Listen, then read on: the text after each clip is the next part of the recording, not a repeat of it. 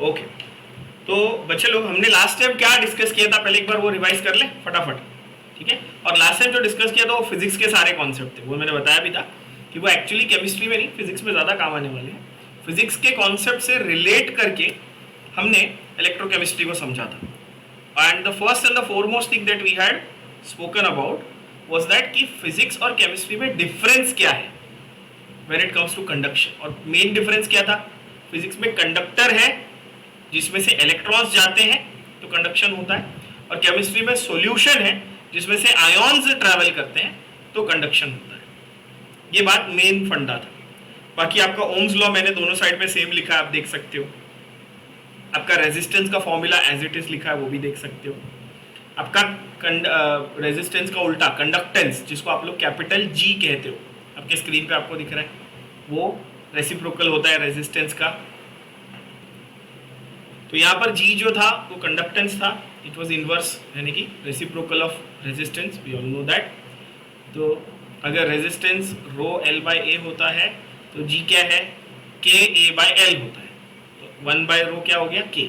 ये कंडक्टिविटी। यहाँ तक अगेन सब कुछ कॉमन था, सब कुछ हमने कुछ नया नहीं सीखा, बेसिकली कुछ नया नहीं सीखा। जो फिजिक्स में करते वही का वही मैंने as it is copy paste मार के दिया। सिर्फ 2 नए कॉन्सेप्ट एक्चुअली हमने सीखे पूरे इसमें, अगर देखें तो सिर्फ ढंग के 2 ही कॉन्सेप्ट हमने सीखे थे ना, कि फिजिक्स बोलता है कंडक्टिविटी के बारे में बात करो, केमिस्ट्री बोलती है मोलर कंडक्टिविटी के बारे में बात करो। मोलर कंडक्टिविटी क्या होती है बच्चों, आपके स्क्रीन पे सामने है, कैपिटल लैम्डा।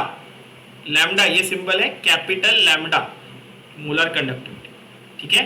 यानी कि सॉल्यूशन की जो कंडक्टिविटी है वो मोलर कंडक्टिविटी है। ये बात सबको समझ में आ रही होगी। सॉल्यूशन की जो कंडक्टिविटी उसको अपन क्या बोलेंगे, मोलर कंडक्टिविटी। ये किससे रिलेटेड है, ये उसके कॉन्सेंट्रेशन से रिलेटेड। किससे रिलेटेड है, उसके कॉन्सेंट्रेशन से related. That is point number 1। Point number 2 was कि हर सेल का अपना एक सेल कांस्टेंट होता है। हर सेल का अपना क्या होता है, एक सेल कांस्टेंट होता है, जिसको हम लोग बोलते हैं L by A। What is L, length of electrode. What is A, area of cross section of electrode, ठीक है। हर सेल का अपना एक कांस्टेंट होता है जिसको सिंबल है small b, which is length upon area. Length of what, electrode का length. Area of what, area का cross section area of electrode, ठीक है।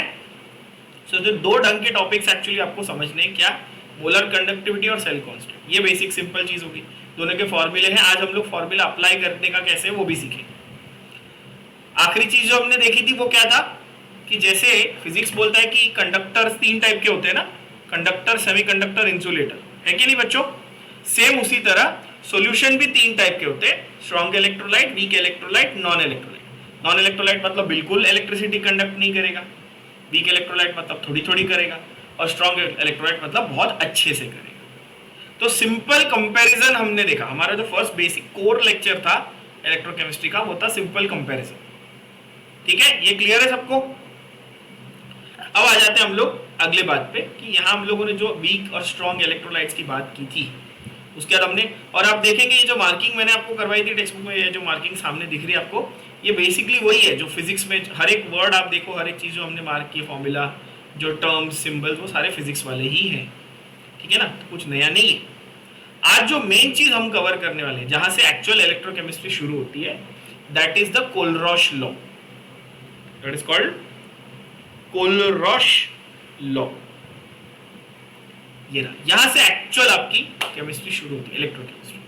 तो इस पे बहुत ध्यान से फोकस करके समझना, ठीक है। कोलरॉश, पहली बात, नाम क्या था ये भाई साहब का जिन्होंने हमको ये रूल दिया, his name was Kohlrausch, right, F. Kohlrausch. Can you see that? Now what did he tell us? ध्यान से सुनो।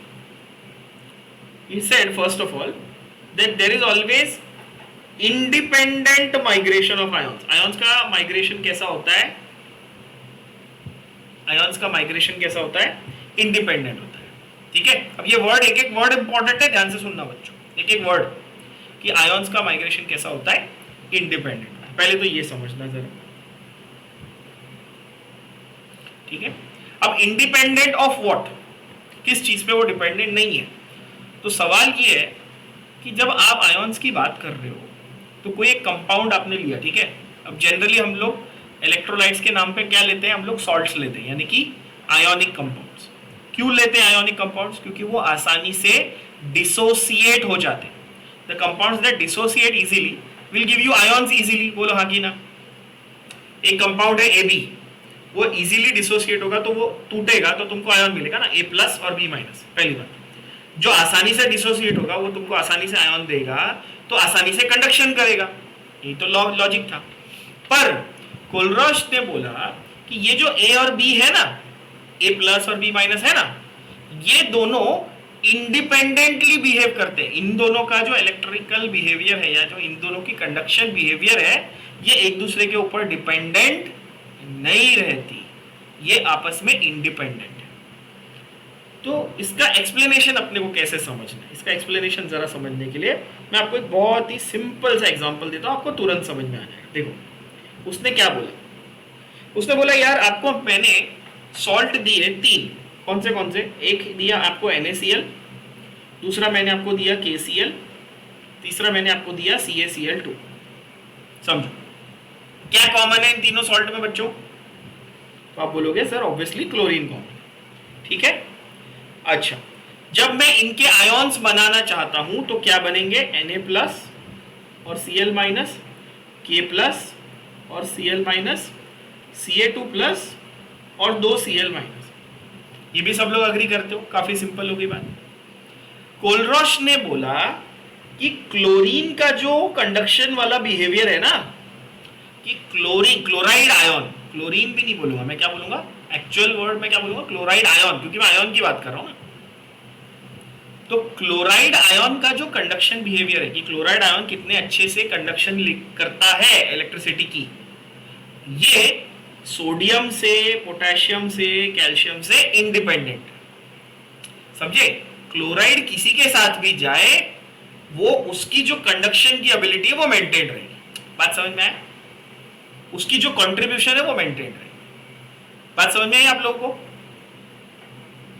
राइट, सिंपल बात है, सिंपल बात है। ठीक है, तो अगर ऐसे कहें कि भाई जनरलाइज कर दिया कि भाई AD, AC और AB, तो कॉमन क्या है? A है ना।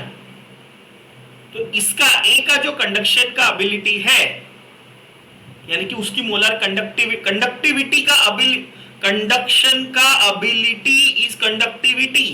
समझे? वो शब्द ही, उस शब्द का मीनिंग ही इतना सिंपल है, कंडक्शन की एबिलिटी इज कंडक्टिविटी। तो conductivity of a given ion is independent of its को आयन। ये स्टेटमेंट है। समझ में आया क्या बोला मैंने? कि conductivity of a given ion will be independent of its को आयन, यानी उसका जो जोड़ीदार है, उसके साथ में जो आयन है, उससे फर्क नहीं पड़ता, अपना अपना सबका कंडक्टिविटी फिक्स है। ये ऐसा हो गया कि भाई तुम इंडिविजुअल प्रॉपर्टी होगी ना वो, ये ऐसा हो गया कि तुम सलमान भाई को तुम नवाजुद्दीन के साथ रखो तो भी वो गंदी एक्टिंग करेंगे, और तुम उनको बॉबी देओल के साथ रखो तो ऑब्वियसली गंदी एक्टिंग दोनों करेंगे, तो मिलके करेंगे, है ना। यानी कि सलमान भाई ने ठाना हो भाई मैं गंदी एक्टिंग करने वाला हूं, तो यहाँ क्लोराइड ने बोला भाई मैं इतना ही कंडक्टिविटी करने वाला हूं, तुम मेरे साथ में सोडियम रखो, पोटेशियम रखो, कैल्शियम रखो, जो तुमको मन करे, मुझे फर्क नहीं पड़ता। तो ऐसे ही सोडियम की भी जिद होगी ना, सोडियम का भी तो एक फिक्स ही होगा कि भाई मेरी अपनी कंडक्टिविटी है, तो सोडियम बोलेगा कि भाई मैं NaCl में भी अपनी इंडिविजुअल कंडक्टिविटी लेके आऊं, मैं NaBr में भी अपनी इंडिविजुअल कंडक्टिविटी लेके आऊंगा, मैं NaOH में भी अपनी इंडिविजुअल कंडक्टिविटी लेके आऊंगा। तो हुआ कि हर आयन की अपनी एक इंडिविजुअल कंडक्टिविटी एस्टैब्लिश हो गई। क्या ये बात सबके भेजे में आसानी से चली गई? और यही बस कोलरॉश लॉ है बच्चों। ठीक है, अब ये आपको कॉन्सेप्ट समझ में आ गया तो स्टेटमेंट देखो बड़ी आसान, स्टेटमेंट आपको बहुत इजी लगेगी। तो statement of Kohlrausch law mark करके रखना, ऑब्वियसली बहुत ही इंपॉर्टेंट है। क्या बोलता है? States that at infinite dilution. अच्छा, क्या ये लॉ हर कॉन्सेंट्रेशन पे वैलिड है? नहीं, ये इनफाइनाइट डाइल्यूशन पे वैलिड है। कौन से पॉइंट पे वैलिड है ये? Infinite dilution. जैसे चीजें हम लोग जब डिफाइन करते हैं तो वी हैव सर्टेन पैरामीटर्स, जैसे गैस लॉज हमने डिफाइन किया तो बोला एसटीपी एनटीपी पर डिफाइन करेंगे, करेक्ट ना। जैसे हमने मोल डिफाइन किया तो हमने बोला नहीं भाई एसटीपी एनटीपी पे करेंगे। तो यहाँ पर उन्होंने बोला अच्छा ठीक है ये लॉ मैं स्टेट कर रहा हूँ, बट ये लॉ कब एप्लीकेबल होगा, इनफाइनाइट डाइल्यूशन पे एप्लीकेबल।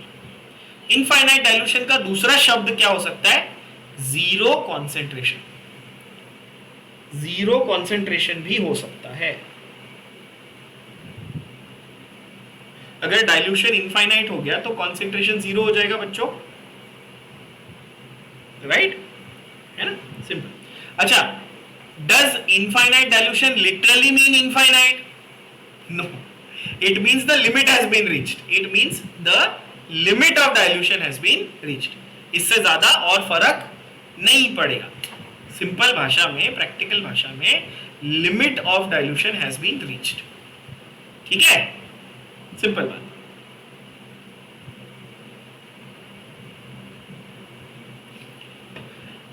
सो स्टेटमेंट फिर से सुनना, at infinite dilution each ion migrates independent of its co-ion and contributes to the total molar conductivity of the electrolyte irrespective of the nature of the other ion with which it is associated। क्या ये sentence आप लोगों को समझ में आ गया? क्योंकि concept मैंने एग्जांपल से समझा दिया तो सेंटेंस आसान है।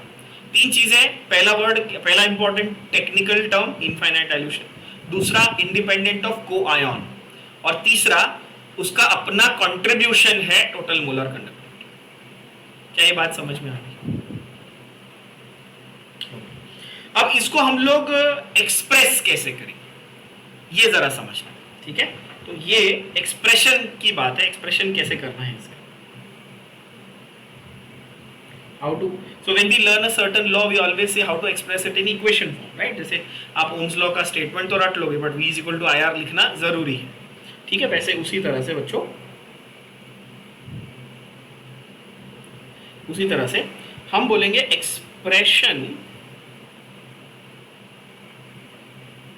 ऑफ कोलरॉश, कोलरॉश लॉ, कोलरॉशेस नहीं बोलोगे, कोलरॉश बोलोगे, ठीक है। And something that ends with the sound of S U can just put a apostrophe means Kohlrausch, है ना। इंग्लिश, इतनी इंग्लिश तो आप सबको आती है।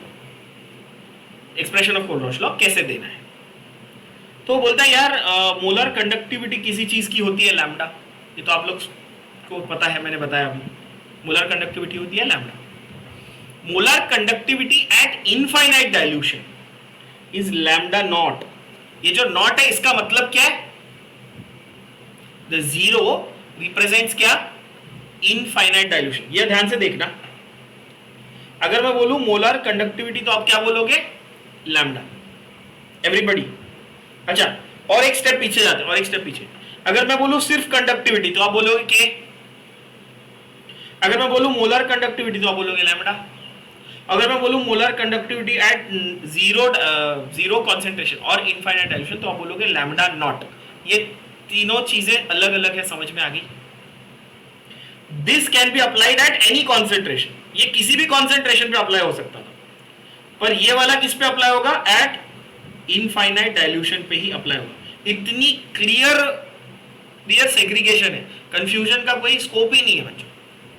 मिक्स, आपको टेंशन लेना नहीं है, मिक्स नहीं होगा, तीनों अलग अलग जगह के लिए डिफाइंड है। ये वाला फिजिक्स के लिए डिफाइंड है ना, ये तो मेटल की कंडक्टिविटी के लिए, बरोबर है।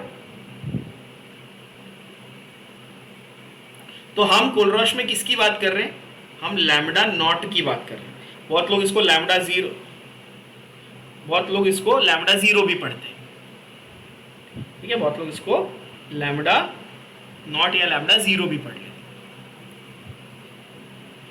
सो लैम्डा नॉट जो हमारा molar conductivity eight infinite dilution है, किसी सॉल्यूशन का, किसी कंपाउंड का, अब ध्यान से प्लीज सुनना, ये लैम्डा नॉट आप किसके लिए ढूंढने निकले हो बच्चों, तो आप एक कंपाउंड के लिए ढूंढने निकले हो, एक इलेक्ट्रोलाइट के लिए ढूंढने निकले हो, एक कंपाउंड के लिए ढूंढने निकले हो। इलेक्ट्रोलाइट क्या होता है, एक ऐसा सॉल्ट है या एक ऐसा कंपाउंड है जो आपने लिया, आपने पानी में घोला, आपने उसका सॉल्यूशन बनाया और आप उस कंपाउंड की कितनी औकात है कंडक्शन करने की, कितनी उसकी एबिलिटी है कंडक्शन करने की, ये आप ढूंढने निकले। सही बोल रहा हूं? तो सपोज मेरे पास ए बी नाम का एक कंपाउंड है, उसकी मैंने क्या ढूंढनी है, उसकी मैंने molar conductivity eight infinite dilution ढूंढनी है।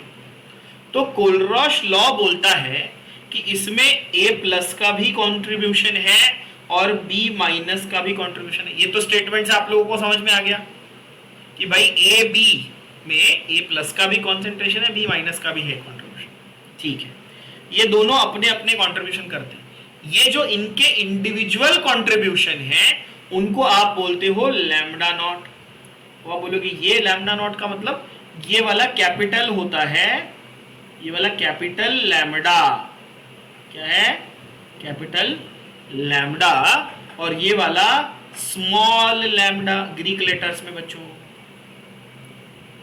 तो आप सोचो पूरा कंपाउंड का जो है वो कैपिटल लैम्डा है और इंडिविजुअल आयंस का वो है स्मॉल लैम्डा। ये गया भेजे में, बहुत सिंपल, ठीक है ना। तो lambda not of A B is lambda not of A plus lambda not of B. Clear? अब इसी के ऊपर कोलरॉश लॉ के ऊपर आपको मैं ढेर सारे एग्जांपल बताता हूं, आप खुद जज कर पाओगे। 2 मिनट में आपको 10 एग्जांपल आपको समझ में आ जाएंगे कि कितना इजी है ये। ठीक है, चलो एग्जांपल के हिसाब से देखिए।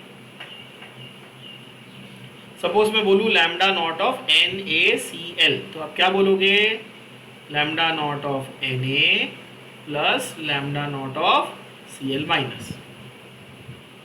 अच्छा, मैं बोलूं लैम्डा नॉट यानी मोलर कंडक्टिविटी ऑफ HBr, तो आप बोलोगे molar conductivity of H plus और molar conductivity of Br minus.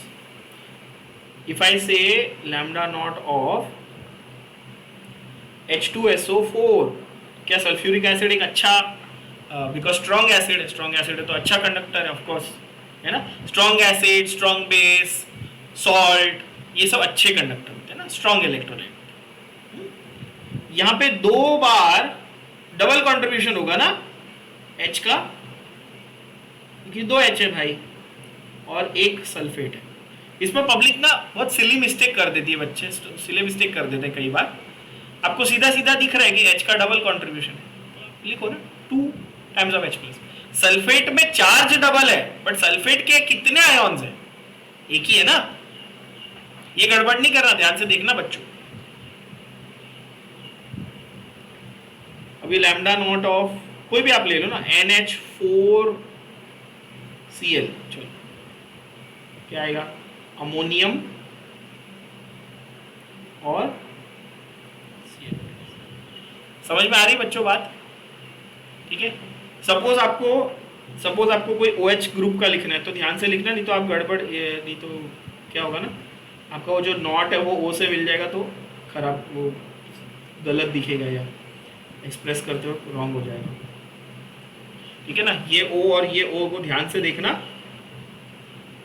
नहीं तो बहुत लोग क्या करते हैं इसमें कंफ्यूजन अवॉइड करने के लिए ऊपर लिख देते हैं नॉट। ठीक है, आप ऊपर नीचे लिख सकते हो, कोई दिक्कत की बात नहीं।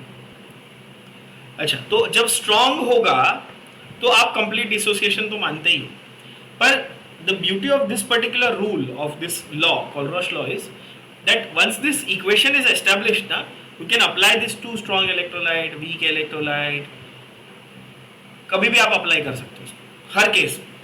सिर्फ कंडीशन उन्होंने एक ही डाली ना, कौन सी कंडीशन डाली उन्होंने, इनफाइनाइट डाइल्यूशन की कंडीशन डाली। ठीक है, तो अभी मैंने आपको एग्जांपल दिए वो सारे स्ट्रॉन्ग बेस, स्ट्रॉन्ग एसिड ऐसे वाले दिए थे ना, और सॉल्ट्स के दिए। अब थोड़े से वीक वाले भी करते हैं, जैसे अगर मैं आपको बोलूं lambda not of acetic acid,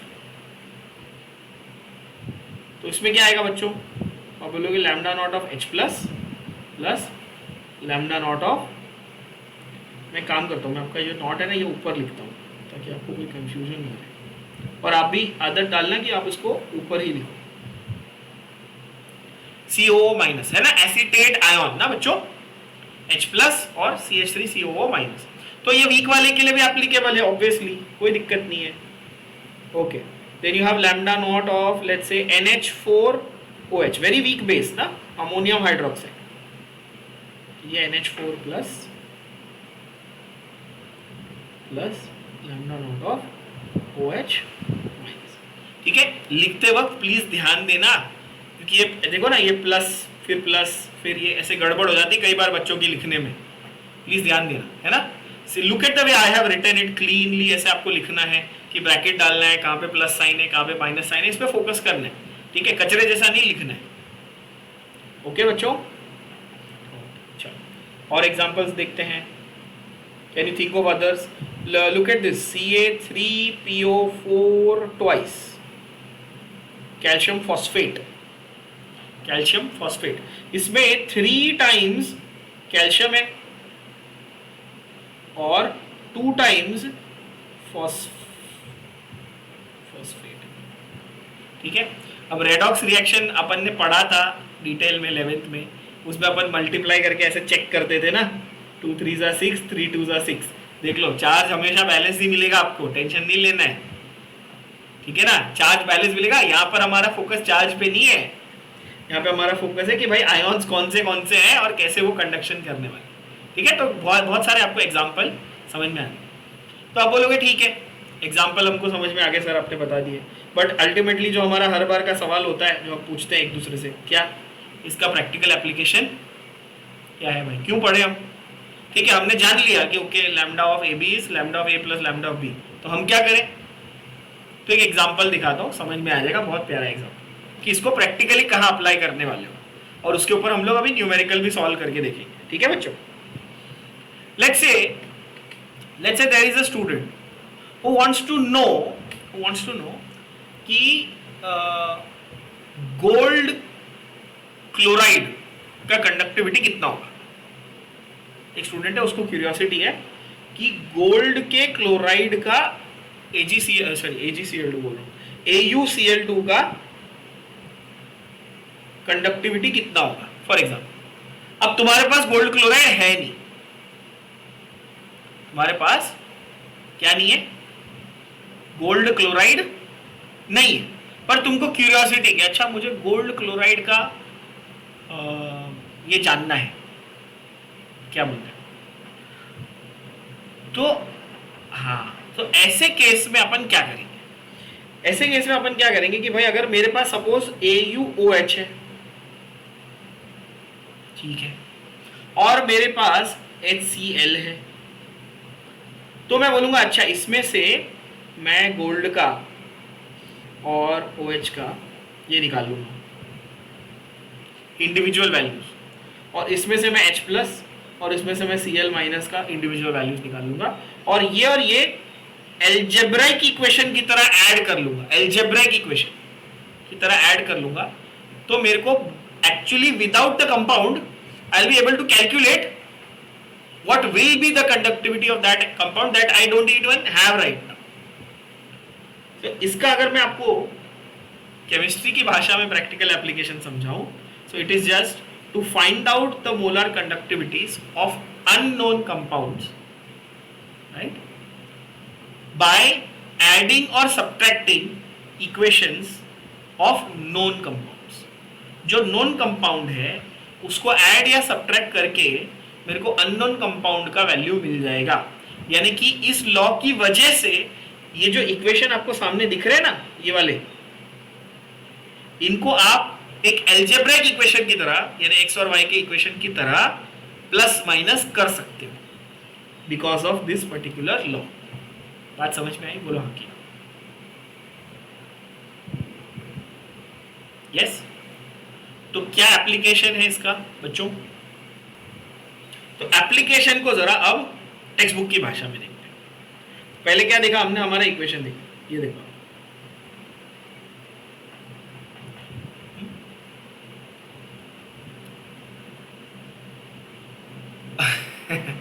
वो लोग ने n प्लस और n माइनस लिखा है ना, n प्लस n माइनस, देख सकते हो आप। वो थोड़ा सा आपको एक्चुअली जो स्टेटमेंट है ये थोड़ा कंफ्यूजिंग दिखेगा, बहुत अलग अजीब तरीके से लिखा हुआ है। आप उससे अच्छा ना आप ऐसे लिखो, आप यहाँ पर एक अपनी टेक्स्ट बुक में खाली जगह दिखी है ना आपको, दिख रही होगी, वहाँ पे आप इस तरह लिखना है इसको, lambda not of A B is equal to lambda not of N A plus plus lambda not of N P minus, where N is number of moles of cation and anion. तो वो लोग ने आपको कैसे दिया हुआ है, N plus और एन माइनस, यानी कि वो केटायन एनायन का नंबर दिखाने के लिए दिया हुआ है। ठीक है बच्चों, कंफ्यूज होने की जरूरत नहीं है, काफी सिंपल चीज है। इस तरह से आप लिख के रखें एंड सी द एप्लीकेशंस। तो the theory can be used to calculate molar conductivity of an electrolyte at zero concentration. Of course, अब जैसे कि एग्जांपल उन्होंने आपको दिया कि BaOH ट्वाइस बेरियम हाइड्रोक्साइड है, तो barium plus twice of hydroxide आपको दिख रहा है।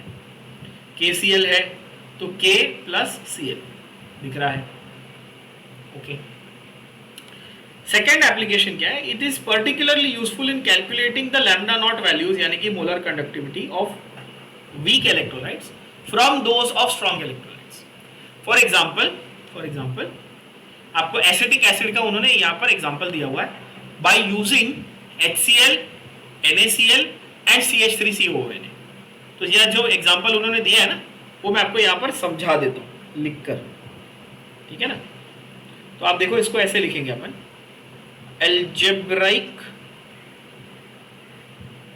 algebraic operation of Kohlrausch law.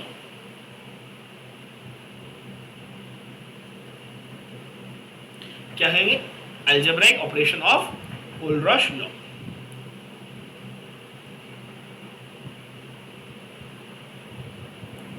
तो algebraic operation of Kohlrausch law. अब यहां पर ये जो मार्किंग हमने की, अभी देखो आप मार्किंग स्क्रीन पे दिख रही होगी, ये जो सेकेंड लाइन है ना, उसमें जो एग्जांपल दिया है उसके ऊपर फोकस करते हैं जरा, ठीक है। मार्किंग कर लो अपनी अपनी टेक्स्ट बुक में, ध्यान से करना सब लोग, मार्किंग मिस नहीं करना।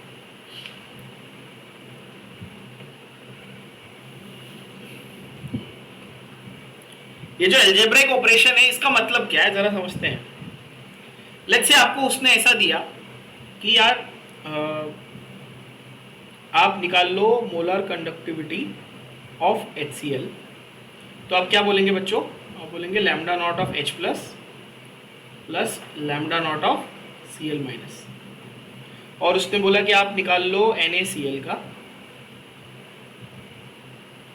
आप बोलोगे lambda not of Na plus plus lambda not of Cl minus. और वो बोलता है कि भाई निकाल लो आप CH3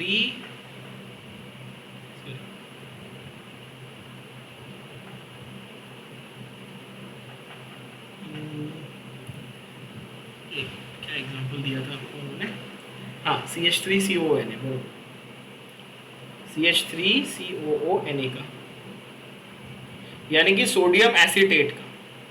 तो इसमें क्या होगा, Na प्लस का निकलेगा और साथ में CH3COO माइनस, यानी कि एसीटेट का निकलेगा। अच्छा, अब वो बोल रहा है, अब वो आपको ये बोल रहा है कि ये तीनों इक्वेशन को यूज करके आप एसिटिक एसिड का कंडक्टिविटी निकालो। अब आपका सबसे पहला सवाल ये होगा कि क्यों हम लोग इतना लंबा चौड़ा प्रोसेस कर रहे हैं, मतलब ऐड सब्ट्रैक्ट क्यों कर रहे हैं। What is the alternative that you have, think logically. पहली बात ये कि क्या एसिटिक एसिड अच्छा इलेक्ट्रोलाइट है, ढंग से कंडक्शन करता है। आंसर है नहीं, क्योंकि वो ऑर्गेनिक कंपाउंड है, वो बहुत वीक है, उसका डिसोसिएशन नहीं होता। ये बात सब लोग मानते हैं, राइट। अच्छा, तो एसिटिक एसिड लेके मैंने सॉल्यूशन बनाया, तो मुझे प्रॉपर अच्छी रीडिंग, यानी कि एक प्रॉपर कंडक्टिविटी की जो रीडिंग है, या जो मुझे इलेक्ट्रिसिटी का कंडक्शन दिखना चाहिए, वो बहुत डिफिकल्टी से मिलेगा। Very small value I will get, very small value I will get, है ना। तो rather than going through all that trouble कि भाई लो एसिटिक एसिड सॉल्यूशन बनाओ, है ना, और फिर पूरा उसको इनफाइनाइट डाइल्यूशन तक पहुंचाओ, फिर करो पूरा मेजरमेंट, उससे अच्छा ये तीनों स्ट्रॉन्ग है। HCl स्ट्रॉन्ग एसिड है, NaCl सॉल्ट है, सोडियम एसीटेट सॉल्ट है। तो इन तीनों का क्या बहुत आसान है ना, लिया डिसॉल्व किया, क्योंकि ये 100% डिसोसिएट होंगे, सॉल्ट है ना ये फटक से डिसोसिएट होंगे, इनकी कंडक्शन आसान है निकालना। तो इन तीनों का निकाला और इसमें से एसिटिक एसिड का बिना एक्चुअली एक्सपेरिमेंट किए ढूंढ लिया। सबके दिमाग में बात गई। और कैसे ढूंढना है आप समझो, बहुत इजी है। Think of it this way, if I tell you that I have to add equation 1 and 3, क्या बोला मैंने, ऐड इक्वेशन 1 and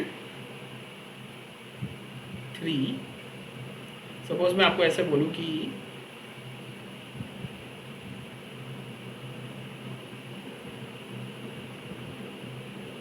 इसको मैंने यहां रख दिया,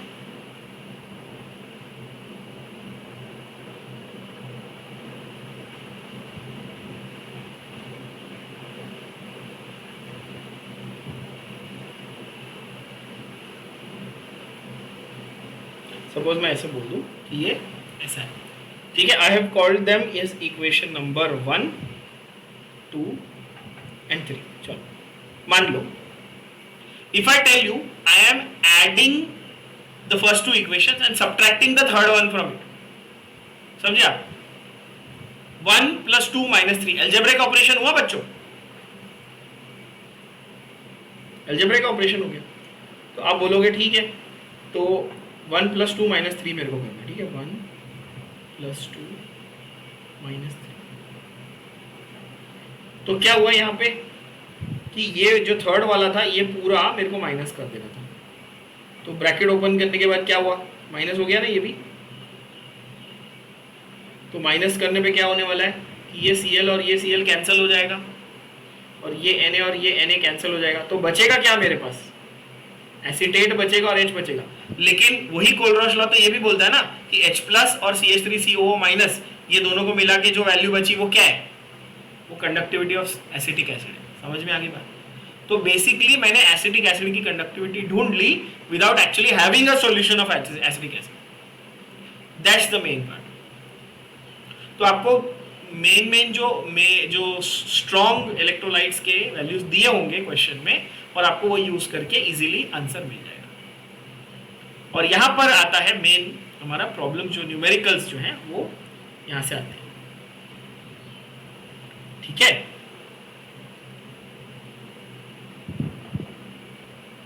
जहां पर आयोनिक कंपाउंड होगा, आयोनिक कंपाउंड में क्या क्या आते हैं भाई, स्ट्रॉन्ग एसिड, स्ट्रॉन्ग बेस और सॉल्ट। सॉल्ट सारे के सारे बाय डिफॉल्ट, और strong acid, strong base, simple.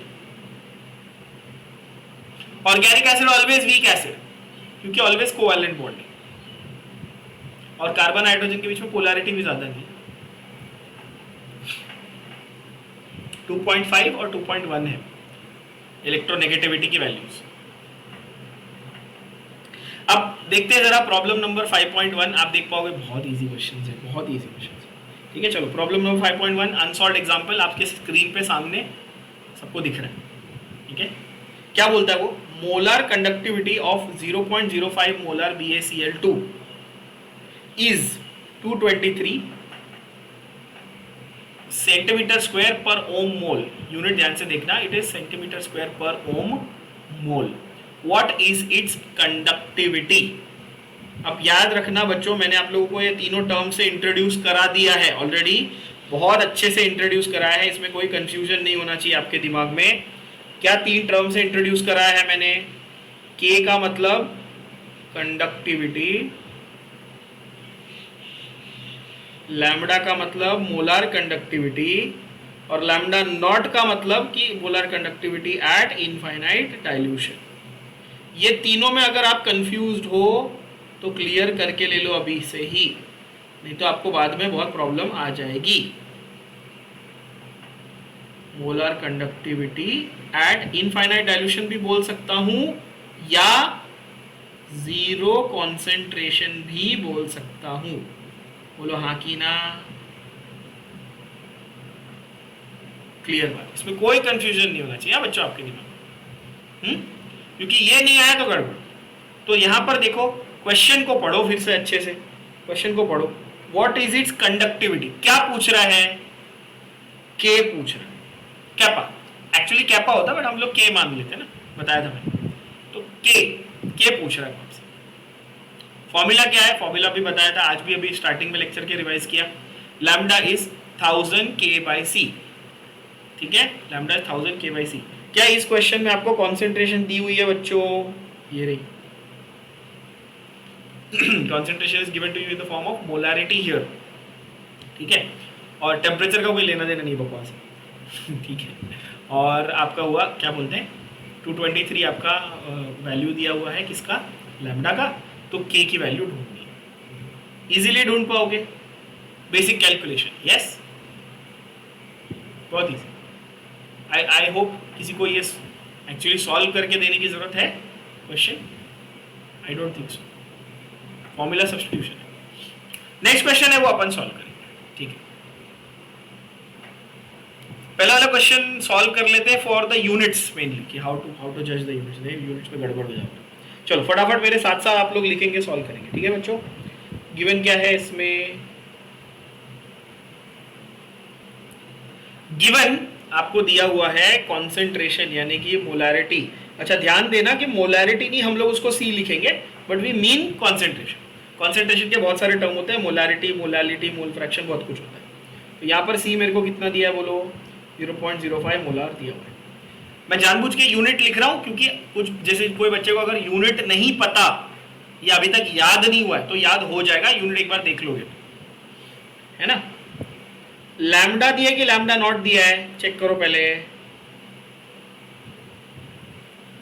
पढ़ो।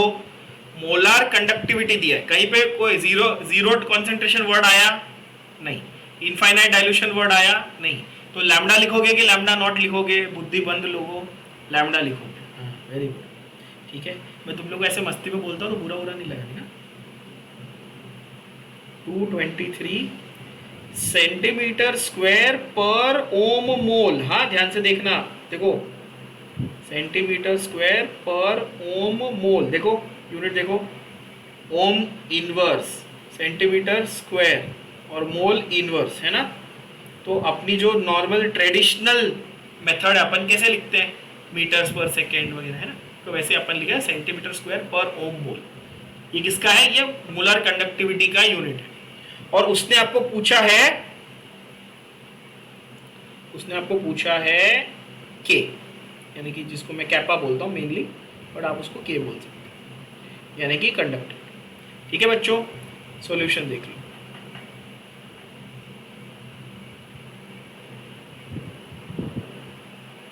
फॉर्मूला क्या था, lambda is equal to 1000 K/C, ठीक है। 1000 का वैल्यू क्यों आया था, बिकॉज हम लोग नॉर्मली लीटर में करते हैं, बट यहाँ पर प्रैक्टिकली सेल में मिलीलीटर्स में सॉल्यूशन था, ये है ना, ऑलरेडी पता है अपने को, ठीक है। ये formula as it is apply कर देंगे अपन।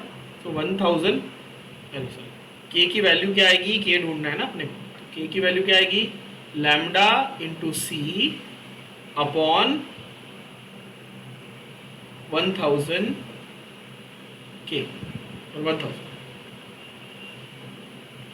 लैम्डा इंटू सी अपॉन 1000, है ना बच्चों। तो लैम्डा की वैल्यू कितनी थी, 223 थी ना। कॉन्सेंट्रेशन की वैल्यू क्या थी, 5 इंटू 10⁻² थी बच्चों, क्या थी वैल्यू, 5 इंटू 10⁻², क्योंकि 0.05 दिया है ना आपको, चेक कर लो, किसी को कोई डाउट हो तो पूछ लेना, देख लो क्वेश्चन में 0.05 दिया है, तो 5 इंटू 10⁻² कर दिया मैंने, और यहाँ पर क्या आ गया नीचे 10⁻3।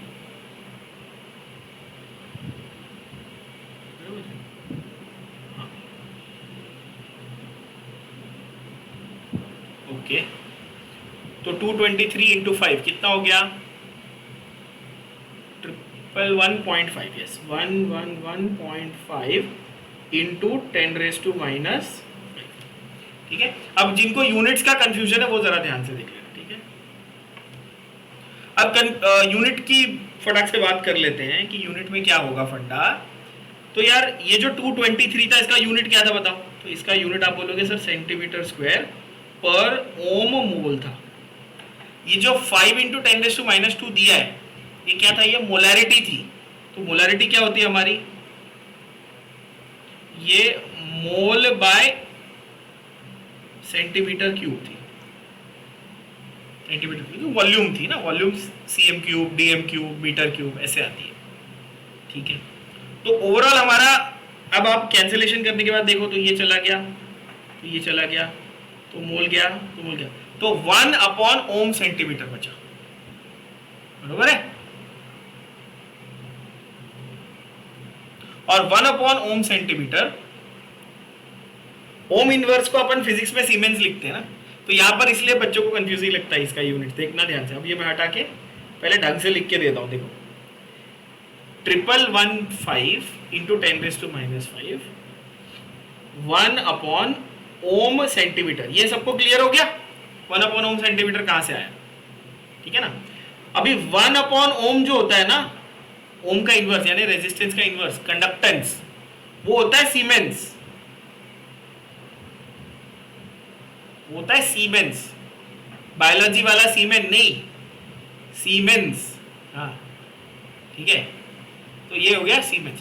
तो आप या तो सीमेन सेंटीमीटर भी लिख सकते हो या तो 1 अपॉन ओम सेंटीमीटर भी लिख सकते हो, दैट इज योर चॉइस। ठीक हो गई बात, समझ में आ गई? अभी कोई कंफ्यूजन नहीं किसी को? यूनिट में वैल्यू तो खैर इजी थी, वैल्यू तो आती है सब। Also you will notice it is such a small value ना, if I convert this into actual number what will it be? It will be 0.0115, इतनी छोटी नंबर, इतना छोटा नंबर, तो बरोबर है ना। सॉल्यूशन की कंडक्टिविटी तो हार्डली कितनी, इतनी सी होती है कि नहीं। तो अगर आपको अगर वैल्यू बहुत कोई बड़ी आ रही है ना, तो समझ जाना कहीं गड़बड़ कर रहे हो कैलकुलेशन। ये बहुत छोटे रेंज की वैल्यूज होती है, बहुत छोटे रेंज की वैल्यू, 10⁻⁴, 10⁻⁵, छोटे रेंज की वैल्यूज होती है, ठीक है बच्चों, काफी इंपॉर्टेंट चीज।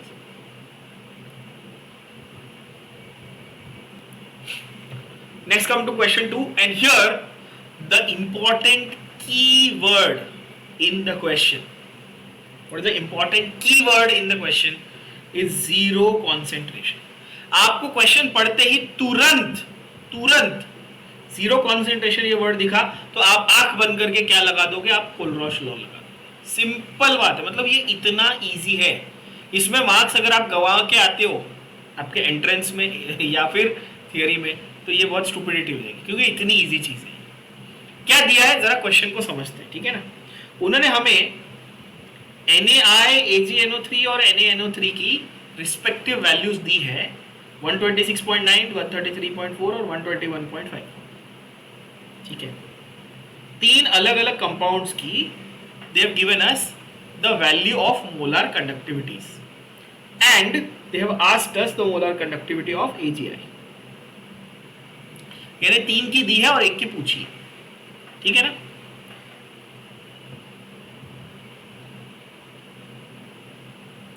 तो exactly this is the application that we just did example, उसी का बस ये न्यूमेरिकल है। चलो साथ में आप फटाफट सॉल्व कर लो सभी बच्चों। क्या बोलता है वो? तो वो बोलता है लैम्डा ऑफ NaI। अब इसमें ना बच्चे गलती कहाँ करते हैं आप लोग? रिस्पेक्टिवली देखना, रिस्पेक्टिवली कौन सा पहले लिखना है कौन सा बाद में लिखना, ध्यान से देखना, इसमें गोची करके आओगे नहीं तो। स्टूपिड मिस्टेक मत करना, सिली मिस्टेक मत करना। लैम्डा, अच्छा लैम्डा लिखूं कि लैम्डा नॉट लिखूं, पहले बताओ। लैम्डा नॉट, देखो कितना इजी है, क्लियर है ना अपने दिमाग, कोई कंफ्यूजन ही नहीं है। अच्छा लैम्डा नहीं, लैम्डा नॉट लिखा, किसका लिखा पहले? NaI का, फिर लैम्डा नॉट लिखा किसका? AgNO3 का। देखो रिस्पेक्टिवली मतलब सीक्वेंस नहीं तोड़ना है ना, और फिर NaNO3 का। क्लियर हो गई बात? ये रही। अच्छा वैल्यू कितनी दी है? ये दी है 126.9, ये दी है 133.4 और ये दिया है 121.5 सेंटीमीटर स्क्वायर पर ओम मोल, ठीक है। यूनिट में गड़बड़ नहीं करना, cm स्क्वायर पर ओम। यहां तक क्लियर? क्या बोला उसने? टू फाइंड बोला है लैम्डा या लैम्डा नॉट ऑफ, देखो AgI। अच्छा मेरे को अगर क्वेश्चन नहीं भी दिया होता ना, तो मेरे को पता होना था कि भाई ये NaNO3 में से NO3 कैंसिल हो जाएगा, सोडियम कैंसिल हो जाएगा।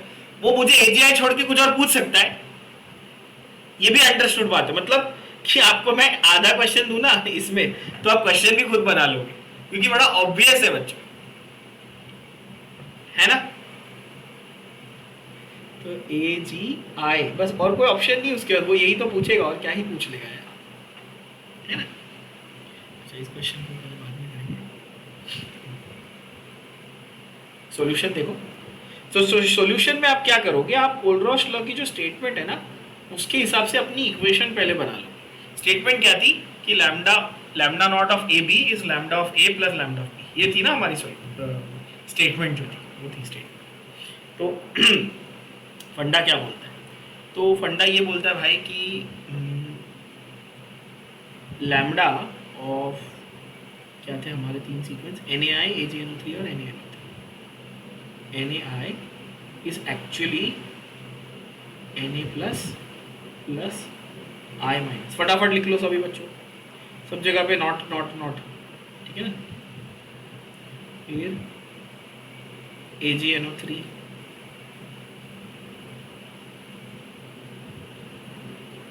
ये अकॉर्डिंग टू कोलरॉश लॉ हुआ ना, ये तो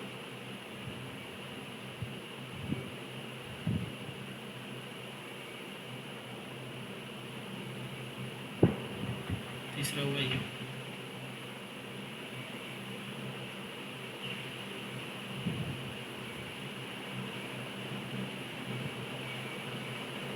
ओके, ऐसा हो गया, पर इसकी वैल्यू आपको दी है 126, 133, 121.5, 126 पॉइंट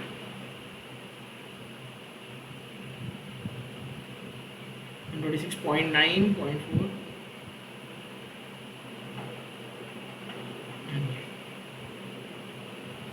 है ना। Now I want to find AGI. How will I find AGI? It's very simple and very obvious. मैं इसको बोलूँगा इक्वेशन 1, इसको बोलूँगा इक्वेशन 2, इसको बोलूँगा इक्वेशन 3। ऑपरेशन क्या होगा बच्चों? 1 plus 2 minus 3, 1 plus 2 minus 3, which means अब जो 1 प्लस 2 माइनस 3 जो है ना, उसको बस आपको कॉपी पेस्ट करना है। कॉपी पेस्ट करते वक्त गलतियां मत करना, ध्यान से देख लेना। लैम्डा नॉट ऑफ Na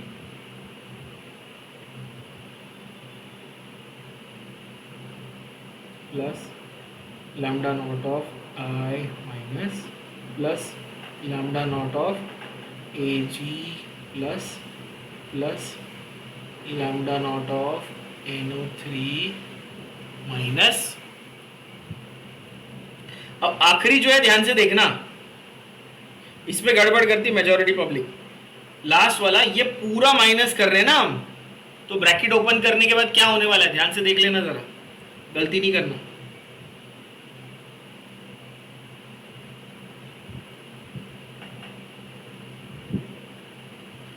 ठीक है, मैंने माइनस माइनस लिखा, क्यों? क्योंकि minus that whole term. I hope ये सबको समझ में आया बच्चों।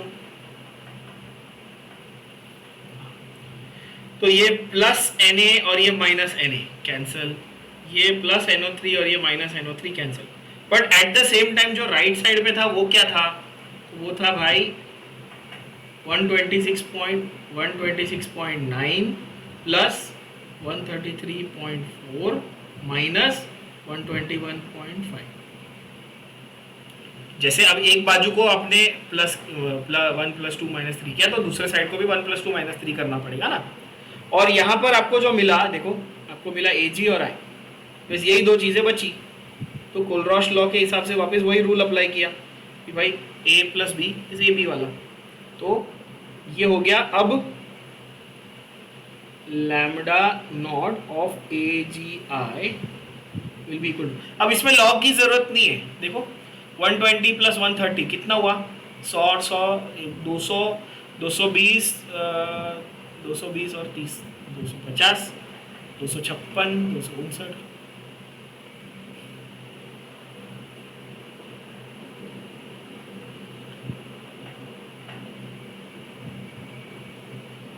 126 126.9 में से 121.5 निकाल दो, कितना बचा 5.4, और उसको इसमें ऐड कर दो, सही बात है, तो आंसर आ जाएगा 138.8। सवाल ये कि यूनिट क्या है, तो यूनिट तो आपको दिया हुआ था क्वेश्चन में, सेंटीमीटर स्क्वायर पर ओम मोल, पता ही है।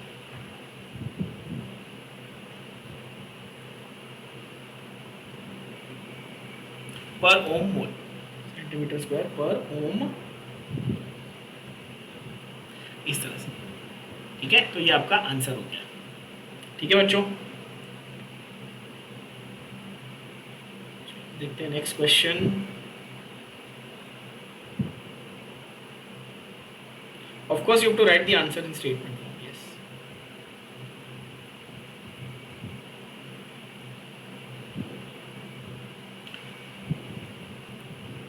अब ये 5.3 प्रॉब्लम आपको दिख रहा है, ये आप खुद से एक बार अटेम्प्ट करो। चलो पॉज करते हैं, मतलब थोड़ा टाइम लो और सॉल्व करो, चलो फटाफट सब लोग।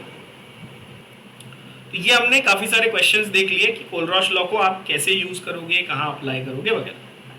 Now the next concept, again quite important, ये हमें इक्विलिब्रियम में भी काम आएगा, इलेक्ट्रोकेमिस्ट्री में भी काम आएगा, और आगे जाके केमिकल काइनेटिक्स में भी काम आएगा काफी सारा। तो यहाँ पे जरा इसका फंडा समझते हैं अच्छी तरह से, और ये फंडा है डिग्री ऑफ डिसोसिएशन का। क्या है? Degree of dissociation. पहली बात तो डिग्री ऑफ डिसोसिएशन को ये मान के चलो और समझ लो कि ये है अल्फा। क्या है?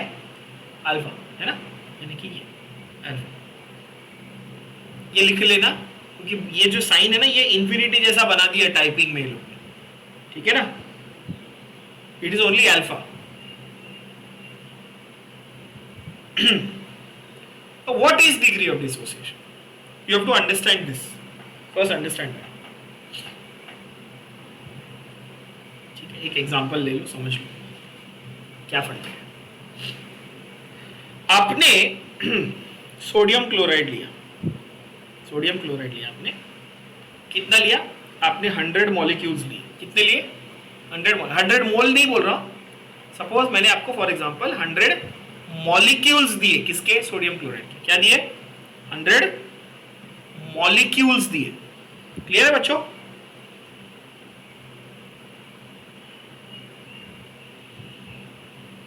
अच्छा, ये 100 मॉलिक्यूल्स जब आप पानी में डालोगे या मेल्ट करोगे तो ये क्या हो जाएंगे? ये डिसोसिएट हो जाएंगे। क्या हो जाएंगे? ये डिसोसिएट हो जाएंगे। अब क्वेश्चन है कि ये कितना परसेंट डिसोसिएट होंगे? तो ये ऑलमोस्ट 100% डिसोसिएट होगा, ऑलमोस्ट, ठीक है। 99 भी हो जाएंगे समझो, फॉर एग्जांपल ऑलमोस्ट 100% डिसोसिएट हो जाएंगे। तो इनका अल्फा यानी कि डिग्री ऑफ डिसोसिएशन आप ऐसे बोलोगे कि भाई 100 मॉलिक्यूल लिए थे, 100 के 100 डिसोसिएट हो गया, मतलब अल्फा की वैल्यू क्या हो गई? 1। क्या बात समझ में आई? बोलो आगे। सिंपल।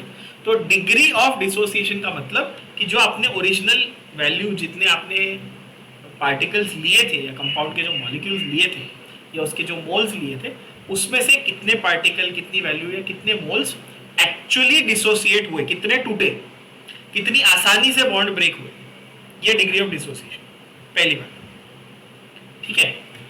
नोट करना कि यहाँ पे मैंने इसको परसेंटेज में एक्सप्रेस नहीं किया है, ये प्योर नंबर है, ये देख पा रहे हो आप लोग?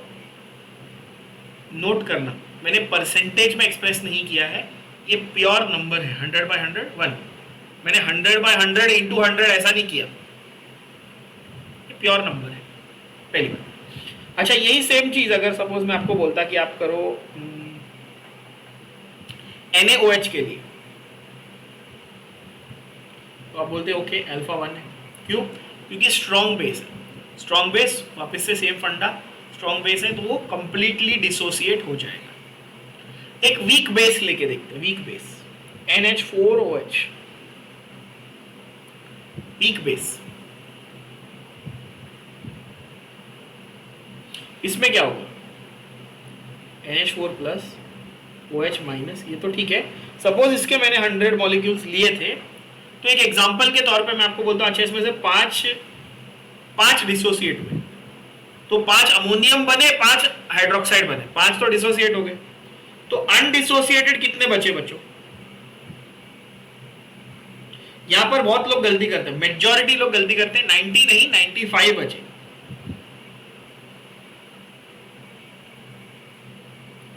इसमें अगर किसी को नहीं समझ में आया तो ध्यान दे देना। अगर इसमें से 5 डिसोसिएट होते हैं ना ऐसे, तो ये 5 NH4 और 5 OH ऐसे बनाते हैं। तो इसीलिए आपको ये समझ में आएगा। अब आपको अगर ये देखना है तो आपको ये समझ में आएगा कि यहां पर ओरिजिनली 100 पार्टिकल थे, लेकिन यहां पर 5 और 5 और 95 कितने पार्टिकल है? 105 पार्टिकल। समझ में आ रही बात? सेम वे NaCl में शुरुआत में 100 पार्टिकल्स थे, बट वो पार्टिकल क्या थे? मॉलिक्यूल्स थे, करेक्ट। पर डिसोसिएट होने के बाद क्या हुआ बच्चों? 200 पार्टिकल हो गए ना, 100 सोडियम के और 100 क्लोराइड के, है ना। और ये तो लॉजिकल बात है कि भाई अच्छा आयॉन्स हैं और पार्टिकल ज्यादा हैं तो ज्यादा इफेक्टिवली जाएंगे, ट्रैवल करेंगे, कंडक्शन होगा, सीधी बात है ना। काफी लॉजिकल है ना ये तो यहां पर ये देखना है कि भाई जिसका डिसोसिएशन हुआ पूरी तरह से, उसने अच्छे से कंडक्शन किया, वो करेगा।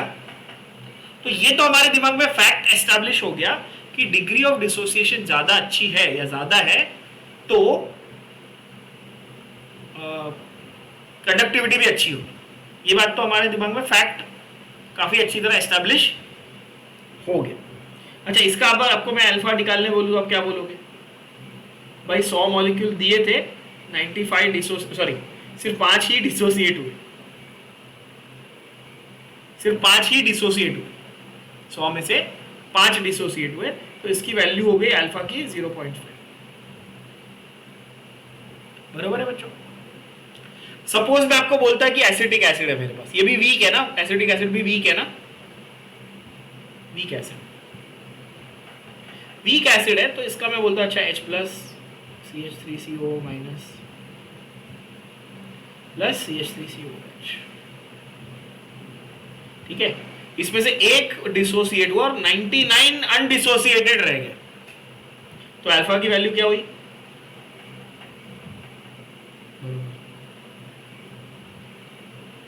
है ना। अब ये तो मैंने आपको समझाने के लिए है ना, ये एग्जैक्ट वैल्यूज नहीं है, पहले ये समझ लेना, पहले ये समझ लेना। मैंने आपको समझाने के लिए ये 100 के हिसाब से दिए। फॉर एग्जाम्पल सिर्फ एक्सप्लेन करने में आसानी होती है ना, डिवाइड बाय 100 बताता हूं तो। अब रियल में जब हम लोग इक्वेशंस लिखते हैं तो यहाँ तो एवोगैड्रो नंबर होता है बच्चों, एक मोल होता है ना, तो एक्चुअल पार्टिकल कितने होते हैं बताओ? या तो पार्टिकल होते हैं 6.023 इंटू 10⁻23। और अगर मैं आपको ऐसा बोलूं कि भाई ये जो 6.023 इंटू 10⁻23 पार्टिकल थे, उसमें से सिर्फ 10,000 पार्टिकल डिसोसिएट फॉर एग्जाम्पल, तो आप क्या करोगे? आप बोलोगे अच्छा 10,000 आउट ऑफ इतने, है कि नहीं? तो आपको एक वैल्यू मिलेगी, सर्टेन एक वैल्यू मिलेगी। वैल्यू क्या है? I don't care, I mean you also don't care, please don't care, I am telling you, don't care about the value. You don't need to sit and learn the alpha values for all compound, that is stupid, don't do that. First understand the concept कि originally कितने molecules दिए थे, कितने particle दिए थे, उसमें से कितने डिसोसिएट हुए, ये फंडा समझा? इसमें किसी को कोई डाउट नहीं है ना?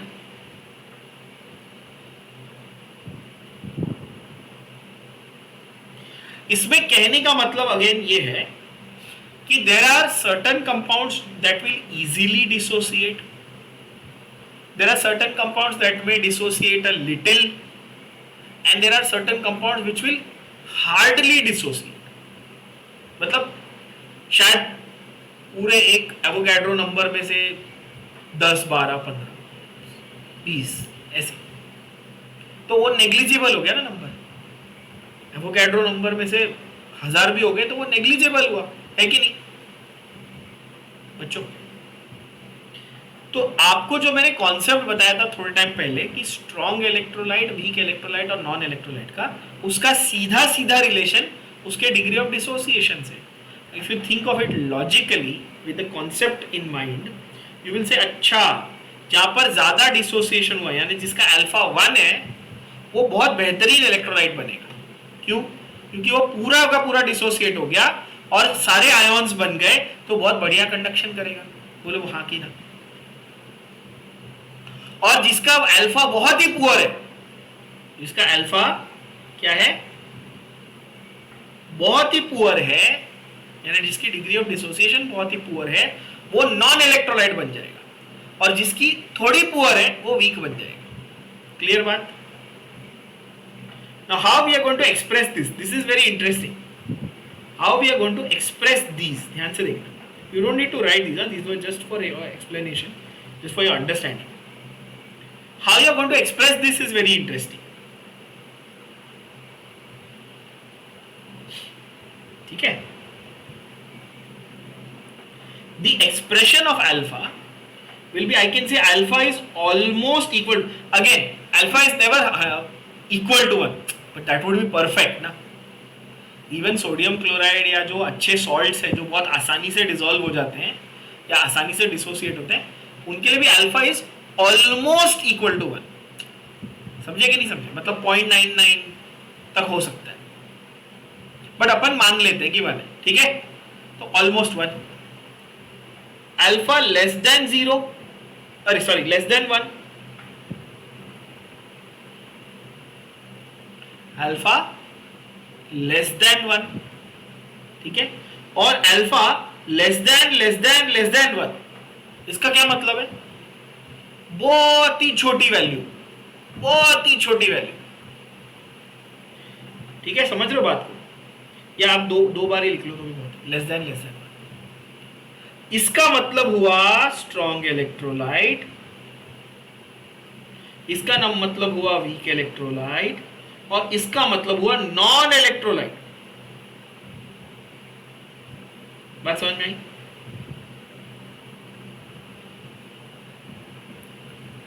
नॉन इलेक्ट्रोलाइट नेग्लिजिबल अमाउंट्स में डिसोसिएट हो रहा है, तो वो इलेक्ट्रिसिटी कंडक्ट नहीं कर रहा. हम ये मान के चलेंगे. मैंने वही कहा ना कि पूरे एवोगैड्रो नंबर में से अगर 1000 भी हो रहे हैं तो वो काउंट करने लायक नहीं है.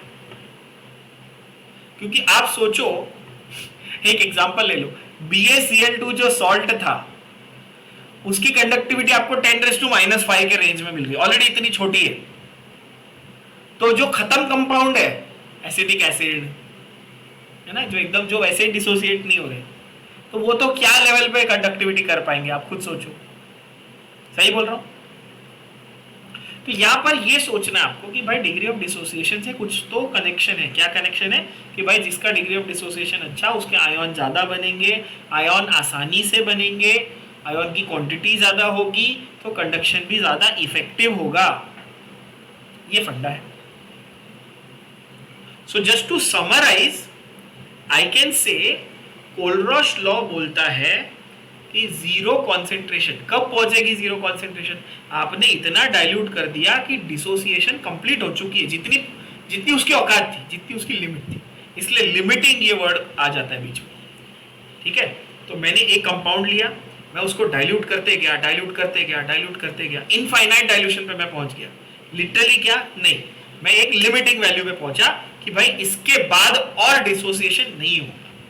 तो अच्छा, ये मैक्सिमम डिसोसिएशन मतलब इससे ज्यादा क्वांटिटी ऑफ आयंस नहीं मिली. अब मैं वर्ड क्या यूज कर रहा हूं? क्वांटिटी. मेरे को क्वांटिटी ऑफ आयंस मिल गई. ठीक है, अब ये क्वांटिटी ऑफ आयंस मेरा कंडक्शन करने वाला है. तो ये मैं पहुंच चुका हूं इस लिमिटिंग क्वांटिटी पे. अब इतने आयन से मेरा कंडक्शन इस कंपाउंड का होगा. तो जब कॉन्सेंट्रेशन ये वर्ड सुनते हो तो आपको सोचना है कोलरॉश लॉ के टर्म्स में. क्या? जीरो कॉन्सेंट्रेशन यानी कि इनफाइनाइट डाइल्यूशन, है ना, मोलारिटी. और जब मैं बोलता हूं क्वांटिटी ऑफ आयंस, तो आपको ये सोचना है अच्छा जितने आयंस होंगे यानी जितने नंबर ऑफ आयंस होंगे, नंबर ऑफ आयंस सोचना है, जितने ज्यादा आयंस होंगे उतनी अच्छी कंडक्शन होगी. तो आपको कंफ्यूज नहीं होना है कि सर बोल रहे क्वांटिटी ज्यादा तो अच्छी कंडक्शन, और दूसरी तरफ बोल रहे कॉन्सेंट्रेशन कम तो अच्छी कंडक्शन, है ना. तो कॉन्सेंट्रेशन यानी इन टर्म्स ऑफ मोलारिटी यानी डाइल्यूशन के फॉर्म में बात कर रहा हूँ, और यहाँ बोल रहा हूँ क्वांटिटी ऑफ आयंस. और यही तो गेम है पूरा कि जितना डाइल्यूट करेंगे वीक इलेक्ट्रोलाइट को, उतना उसकी क्वांटिटी ऑफ आयंस बढ़ती जाएगी. यही तो पूरा गेम है. जितना पानी डालोगे उतना डिसोसिएट होगा. आई होप ये पूरी क्लियर पिक्चर जो है सबको क्लियर हो गई होगी जो समराइज किया मैंने, है ना। तो उस बेसिस पे हमने स्ट्रॉन्ग, वीक और नॉन इलेक्ट्रोलाइट बोला। तो इसलिए हमारे दिमाग में ये कॉन्सेप्ट भी क्लियर है कि बच्चा डायरेक्ट सीधा सीधा कुछ तो एक रिलेशन है डिग्री ऑफ डिसोसिएशन और कंडक्टिविटी। अब आखिरी चीज जो है कि वो इनमें क्या रिलेशन है मैथमेटिकली। तो मैथमेटिकली तो बहुत सिंपल रिलेशन है बच्चों, alpha is lambda c upon lambda nought, मतलब conductivity at any concentration upon conductivity at maximum concentration. क्या ये बात समझ में आई? अरे मैक्सिमम क्या, sorry, infinite direction, lambda nought is infinite direction ना।